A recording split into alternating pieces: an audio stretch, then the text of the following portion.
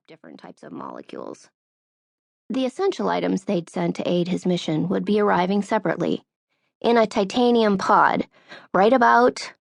A large metal cylinder shot through the sky, almost knocking him out before bouncing harmlessly to the ground.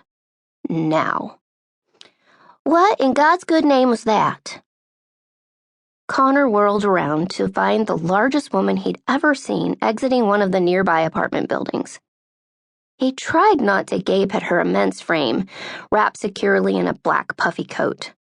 What rations must these people be allotted in order to gain such girth? As three equally well-fed and well-dressed young boys filed out behind her, his mind flashed to the orphans of Strata D.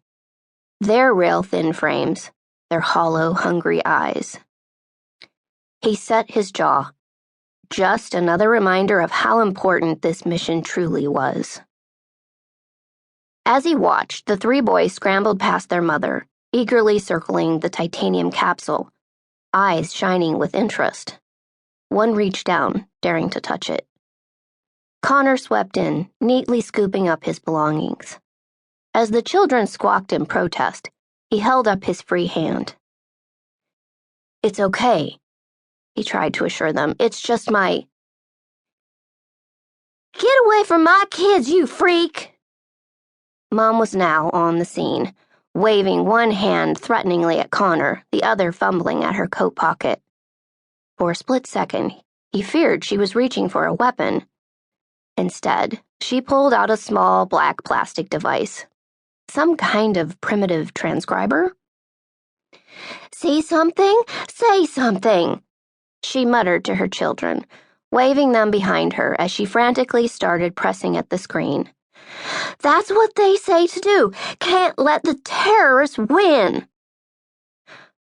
"Please," Connor pleaded, taking a few steps backward, his mind desperately searching for a rational explanation for the canister falling from the sky. Preferably one that didn't require prior knowledge of quantum physics. He was supposed to be blending in, not making a scene. He wasn't exactly off to an auspicious start. His eyes lit upon an open window 2 stories up, red checkered curtains fluttering in the night sky. "My girlfriend," he stammered, his mind reaching for the proper terminology as he waved his arm in the direction of the window. "She tossed me out." He gave the woman his best sheepish smile, then held up the canister. "Told me to take my gear and never come back." The woman narrowed her eyes, staring at him for a moment, then up at the open window. Connor realized belatedly that she could very well know the girl who lived in the apartment above, or know that there was no girl to begin with. This wasn't like back home. People here knew their neighbors, shared cups of sugar, that sort of thing. Had he just made a huge mistake? "Believe me," he pushed in a feeble attempt to try to bend her will. "Believe me and walk away." But it was no use.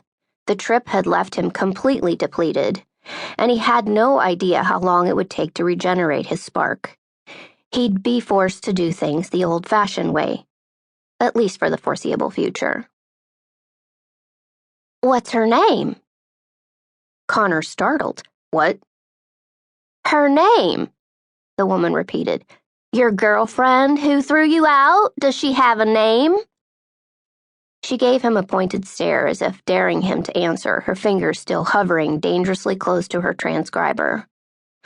"Oh, right. Her name is—" His mind went blank, completely blank. Come on, Connor, a name, any name. He could feel her eyes upon him, sharp, assessing, as they took in his strange clothes with growing suspicion. He had to do something, say something, and fast, before it was too late. "Her name is—" With one fluid movement, he ripped open the capsule, his fingers diving for his gun. Before the woman could even grasp his intentions, he had the weapon trained on her face. "Her name is— Get the hell back," he growled, "and I suggest you do as she says." The woman's eyes bulged, and a small squeak escaped her lips.